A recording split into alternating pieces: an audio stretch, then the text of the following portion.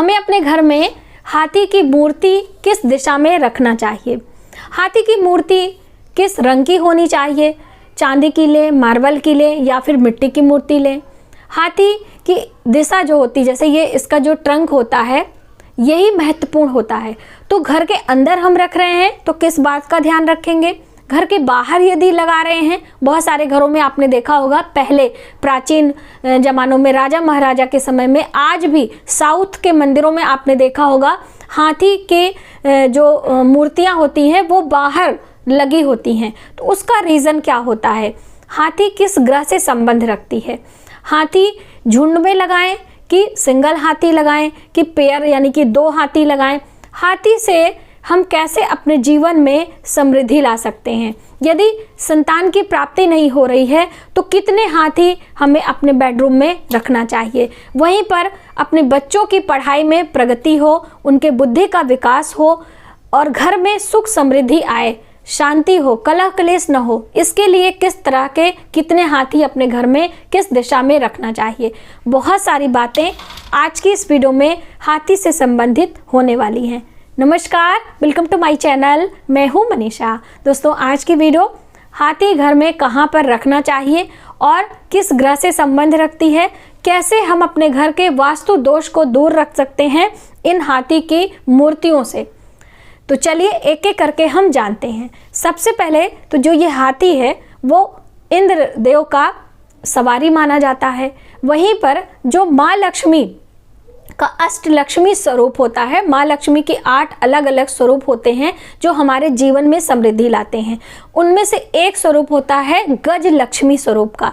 तो जो गज लक्ष्मी स्वरूप है वो माता लक्ष्मी के ऐरावत हाथी की सवारी होती है और माँ लक्ष्मी का जो गज है वो सफ़ेद हाथियों का होता है। वो अष्टलक्ष्मी स्वरूप माना जाता है जिनमें वो सफ़ेद हाथी माता को घड़े से जल लाकर स्नान कराते होते हैं। ये आपने प्रतिमाओं में देखा होगा।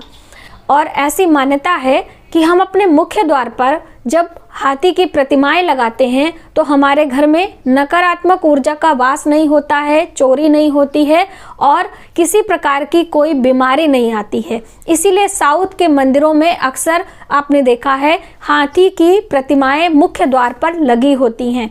लेकिन जब हम हाथी की प्रतिमा लगाते हैं तो उनमें इनके ट्रंक, जो इनकी सूंड होती है, इनके जो नीचे है कि ऊपर है, इसकी बहुत बड़ी महत्वता है। तो इसको आपको समझना चाहिए।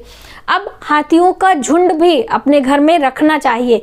तो एक एक करके हम जानते हैं कि कैसे हमें क्या करना है, लेकिन उससे पहले आप समझ लें कि हाथी किस ग्रह से संबंध रखता है।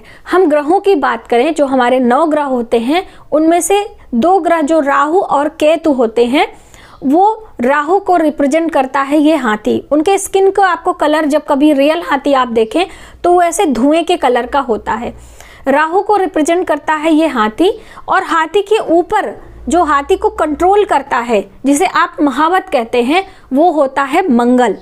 क्योंकि राहु जब आपके बर्थ चार्ट में बिगड़ जाता है, खराब स्थिति में आता है, तो उसे मंगल ही कंट्रोल कर पाता है और किसी के बस की बात नहीं होती है। मंगल इसके ऊपर बैठता है और उसे अपने चाबुक से कंट्रोल में करता है। इसीलिए जो लाल किताब है, लाल किताब एक ऐसी किताब है जिनमें बहुत सारे छोटे छोटे उपाय दिए गए हैं और उनके उपाय करके हम अपने 9 ग्रहों को बैलेंस कर पाते हैं। और जब हाथी की जो सूंड होती है ये ऊपर की दिशा में होती है, इस समय हाथी एक्टिव होता है, यानी कि कार्य करने के लिए बिल्कुल रेडी होता है। तो ऐसे ही हाथी की प्रतिमा हमें अपने घर के अंदर रखनी चाहिए। जो हाथी की सूंड लटकी हुई होती है, ऐसी प्रतिमा घर के अंदर नहीं रख सकते हैं, घर के बाहर आप लगा सकते हैं। जैसे कि मैंने आपको बताया कि मुख्य द्वार पर दोनों ओर आपको हाथी की प्रतिमाएं लगानी चाहिए। कभी भी सिंगल हाथी घर में नहीं रखना चाहिए। मुख्य द्वार पर कर रहे हैं तो इनके जो मुख होने चाहिए वो बाहर होने चाहिए। ये इस तरह से बाहर की तरफ आपके मुख्य द्वार पर ये हाथी होने चाहिए। अब ट्रंक आप नीचे रखें या फिर ऊपर रखें, दोनों ही स्थिति में रखी जा सकती है, लेकिन ये इस तरह से रखेंगे तो ज़्यादा अच्छा है। ये चीज़ें आपको क्लियर हो गई।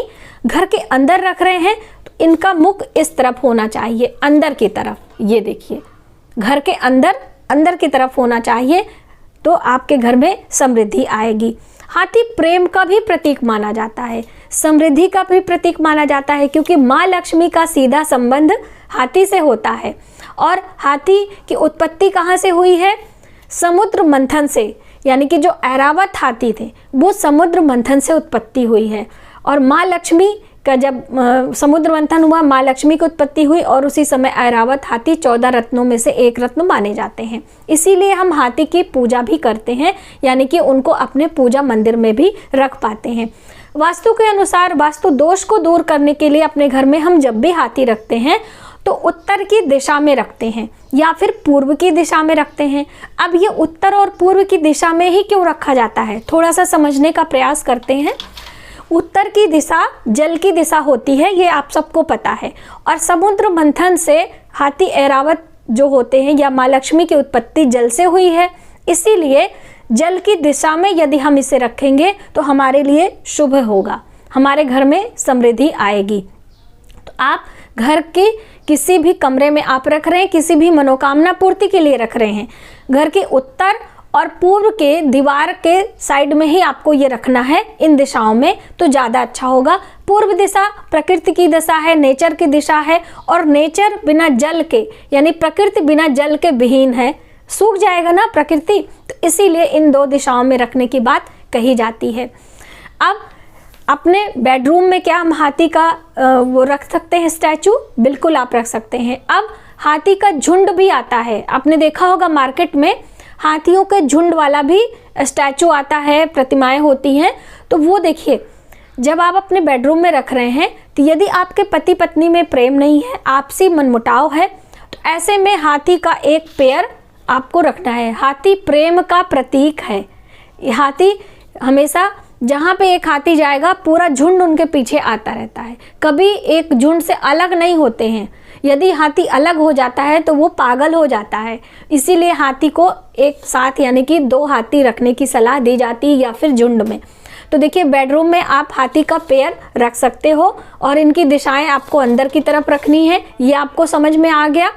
और वहीं पर यदि संतान प्राप्ति के लिए आप रख रहे हैं, बहुत आपको संतान की इच्छा है और आपको संतान नहीं हो रही है, आपने डॉक्टरी इलाज भी करा लिया है, तो हाथियों का झुंड जो होता है, हाथियों का समूह, जिनमें 5 हाथियों का, 7 हाथियों का ऐसे स्टैचू आता है, तो वो आप अपने बेडरूम में रख सकते हैं। लेकिन जो बड़ा हाथी होगा वो पहले रखा होगा, उसके बाद उससे छोटा, उससे छोटा, उससे छोटा, ऐसा मार्केट में मिलता भी है, लेकिन आपको थोड़ा सा ध्यान रख लेना है। इस तरह के प्रतिमाएं आपको अपने बेडरूम में रखना चाहिए। संतान प्राप्ति के लिए हाथी के झुंड वाला प्रतिमा आपको बेडरूम में रखना है, और प्रेम और सौहार्द बना रहे, आपके वैवाहिक जीवन में मधुरता बनी रहे, इसके लिए हाथी का पेयर रखना है। ये 2 चीज़ें आपकी क्लियर हो गई। अपने पूजा मंदिर में भी हाथी रख सकते हैं, लेकिन माता लक्ष्मी के साथ में आपको रखना है। बीच में माँ लक्ष्मी की प्रतिमा रख दीजिए और इधर उधर हाथी रख दीजिए, तो ये आपके लिए अच्छा होगा। वहीं पर यदि हम अपने ड्राइंग रूम में हाथी रखना चाहते हैं तो वो कैसे होना चाहिए? देखिए, ड्राइंग रूम में सभी आते हैं, आपके मेहमान आते हैं, आपके पूरे परिवार के लोग बैठते हैं, किसी किसी के ड्राइंग रूम में टेलीविज़न भी होता है, हम लोग एक साथ खाना पीना खाते भी हैं, यानी कि परिवार में एकता बनी रहे, एक दूसरे का सम्मान हो, इसके लिए आप ड्राइंग रूम में हाथी रख सकते हैं, लेकिन झुंड में, यानी कि 7-5 की संख्या में हाथी आपको रखना चाहिए। और जैसे मैंने बताया, बड़ी हाथी, फिर छोटी, फिर छोटी, फिर छोटी, इस तरह से आपको हाथी रखना है। और यदि सफ़ेद हाथी हो तो ज़्यादा अच्छा है। वैसे तो लाल किताब में, जैसे मैंने आपको बताया, चांदी की हाथी रखने की बात कही गई है। अब चांदी का ठोस हाथी होना चाहिए। राहु ग्रह को रिप्रेजेंट करता है, इसलिए चांदी की ठोस हाथी, चांदी चंद्र ग्रह से संबंध रखती है, चंद्रमा का सीधा संबंध मन से होता है और माँ का भी संबंध चंद्रमा से होता है। इसलिए एक घर में जो माँ होती है वो सभी को कंट्रोल करती है। पूरे घर को बैलेंस करने के लिए माँ ही सोच विचार करके, बुद्धि लगा के अपने घर को अच्छा रखती है। तो इसलिए यदि चांदी की ठोस हाथी घर में रहेगी तो आपके घर में एकता रहती है। तो यदि आप ऐसा ले सकते हैं तो अच्छी बात है, वरना आप मार्बल की भी मूर्ति रख सकते हैं, मिट्टी की भी मूर्ति रख सकते हैं। खोखलू नहीं होनी चाहिए, हैवी होनी चाहिए। जैसे ये ये वाली हाथी आप देखेंगे तो काफ़ी हैवी है, पूरी है। खोखलू हाथी या खोखलू मूर्तियों की प्रतिमाएं घर में नहीं रखनी चाहिए। ये जब आप खरीदें तो समझ के थोड़ा सा खरीदना चाहिए। अब अपने बच्चों के बेडरूम में हाथी की प्रतिमाएं क्या हम लगा सकते हैं कि नहीं? बिल्कुल आप लगा सकते हैं। बच्चों की पढ़ाई लिखाई के लिए, बुद्धि ज्ञान का विकास, क्योंकि जो हाथी होता है बहुत बुद्धिमान माना जाता है। इनकी बुद्धि प्रखरता और इनको समृद्धि से भी जोड़कर देखा जाता है। तो इसलिए आप अपने बच्चों के रूम में हाथी का जोड़ा लगाएं। लेकिन देखिए, जहाँ पे भी आपको लगाना है हाथी का जोड़ा ही लगाना चाहिए, सिंगल हाथी नहीं लगाना है। तो ये चीज़ आपको ध्यान में रखना है बार बार, इसीलिए हम आपको रिपीट करते हैं। तो ये हाथी का जोड़ा आप अपने बच्चों के रूम में रख सकते हैं। रंग उनका सफ़ेद होना चाहिए, या फिर मिट्टी का है तो आप सफ़ेद रंग का एक कपड़ा डाल सकते हो। ठीक है, ये चीज़ें थोड़ा सा आपको समझ लेना है। कभी कभी मार्केट में हमारे मन की चीज़ें नहीं मिलती है तो हम घर पे लाके उसे पेंट वेंट कर सकते हैं। ठीक, ये आपने जाना। अब हम अपने दुकान में, क्या बहुत सारे लोगों का प्रश्न आ सकता है कि क्या दुकान में रख सकते हैं? बिल्कुल, आप दुकान पे अपने टेबल पर रख सकते हैं। जहाँ पर आप बैठते हैं वहाँ पर टेबल पर आप रख सकते हैं। आपकी बुद्धि में चुस्ती दुरुस्ती आएगी, आपके बातचीत करने का लहजा अच्छा होगा, आप अपने कस्टमर को अपनी बातों से अट्रैक्ट कर पाएंगे और आपकी जो दुकानदारी होगी वो अच्छे तरीके से चलने लगेगी। इसलिए आपको अपने ऑफिस या फिर दुकान की टेबल पर भी ये हाथी का पैर रखना चाहिए, और सफ़ेद हाथी का पैर हो तो ज़्यादा अच्छा है। यदि सफ़ेद नहीं है, कोई भी कलर का है, तो आप एक सफ़ेद कपड़ा सुंदर सा डिज़ाइनर उसके ऊपर लगा सकते हैं। तो भी हाथी हमेशा देखिए आपने सजावट रहता है, कभी भी ऐसे इधर उधर का नहीं मिलता, इसके ऊपर हमेशा डिज़ाइन बनी रहेगी, इनको उठाया रहेगा, कुछ भी इस तरह। ये मेरा माँ लक्ष्मी के पास रखा हुआ था तो मैंने सोचा मैं आपके लिए लेकर आऊँ। तो इस तरह से अलग अलग मनोकामना पूर्ति के लिए हम हाथियों के अलग अलग स्वरूप को रख सकते हैं। कभी भी जो इनका ट्रंक होता है वो नीचे की दिशा में नहीं होना चाहिए, हमेशा ऊपर उठा वाला ट्रंक अपने घर के अंदर मूर्ति जब भी रखें तो रखें। यदि नीचे है तो उसे मुख्य द्वार पर रखना चाहिए। जब आप हाथी की मूर्ति खरीदें तो इस छोटी सी बात का आपको ध्यान रखना है।